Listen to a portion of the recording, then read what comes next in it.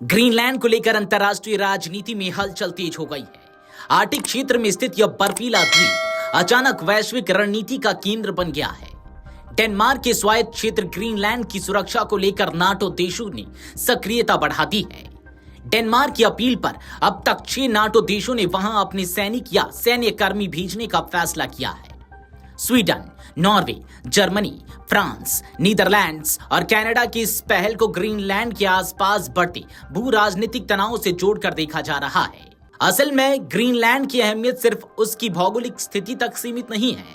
Arctic क्षेत्र में मौजूदगी, दुर्लभ खनिज संसाधन और उत्तरी समुद्री मार्गों पर नियंत्रण, ये सभी वजहें इसे वैश्विक शक्तियों के लिए रणनीतिक रूप से बेहद महत्वपूर्ण बनाती है। यही कारण है कि हाल के वर्षों में रूस और चीन की बढ़ती दिलचस्पी के बीच पश्चिमी देशों की चिंता भी बढ़ गई है। इस पूरे घटनाक्रम में सबसे बड़ा मोड़ तब आया जब अमेरिका के राष्ट्रपति डोनाल्ड ट्रंप ने ग्रीनलैंड को अमेरिका की राष्ट्रीय सुरक्षा के लिए जरूरी बताते हुए उस पर कब्जे तक की बात कह दी। ट्रंप का दावा रहा कि अगर अमेरिका ने समय रहते कदम नहीं उठाया तो रूस और चीन ग्रीनलैंड का फायदा उठा सकते हैं। उनके इस बयान ने डेनमार्क और ग्रीनलैंड प्रशासन को सतर्क कर दिया, जिसके बाद सहयोगी देशों से सुरक्षा सहयोग बढ़ाने की अपील की गई।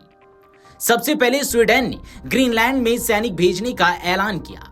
स्वीडन के प्रधानमंत्री उल्फ क्रिस्टर्न्स ने साफ कहा कि यह कदम डेनमार्क के अनुरोध पर उठाया गया है। यह तैनाती डेनमार्क के सैन्य अभ्यास ऑपरेशन आर्टिक एंडोरेंस के तहत की जा रही है, जिसका मकसद आर्कटिक क्षेत्र में संयुक्त सुरक्षा क्षमताओं को परखना है। इसके बाद नॉर्वे भी आगे आया।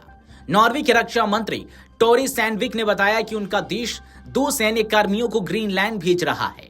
उन्होंने कहा कि नाटो देश लगातार इस बात पर चर्चा कर रहे हैं कि आर्कटिक क्षेत्र की सुरक्षा को कैसे मजबूत किया जाए। यूरोप की बड़ी सैन्य शक्ति जर्मनी ने भी इसमें कदम बढ़ाया। जर्मन सरकार के मुताबिक एक टोही मिशन के तहत 13 सैनिक ग्रीनलैंड भेजे जाएंगे। इस मिशन का उद्देश्य क्षेत्र की सुरक्षा स्थिति का आंकलन करना है, जिसमें समुद्री निगरानी जैसे पहलू भी शामिल है। जर्मनी का यह कदम दिखाता है कि आर्कटिक अब केवल उत्तरी देशों की चिंता नहीं बल्कि पूरे नाटो के एजेंडे में शामिल हो चुका है। फ्रांस ने भी ग्रीनलैंड में अपने सैन्य कर्मी भेजने की पुष्टि की है। फ्रांसीसी सैन्य अधिकारियों के अनुसार ये सैनिक अन्य सहयोगी देशों के साथ संयुक्त अभ्यास में हिस्सा लेंगे। वहीं नीदरलैंड्स और कनाडा ने भी सीमित स्तर पर सैन्य मौजूदगी बढ़ाने का फैसला किया है। हालांकि नाटो की इस तैनाती का मकसद पूरी तरह आक्रामक नहीं माना जा रहा है।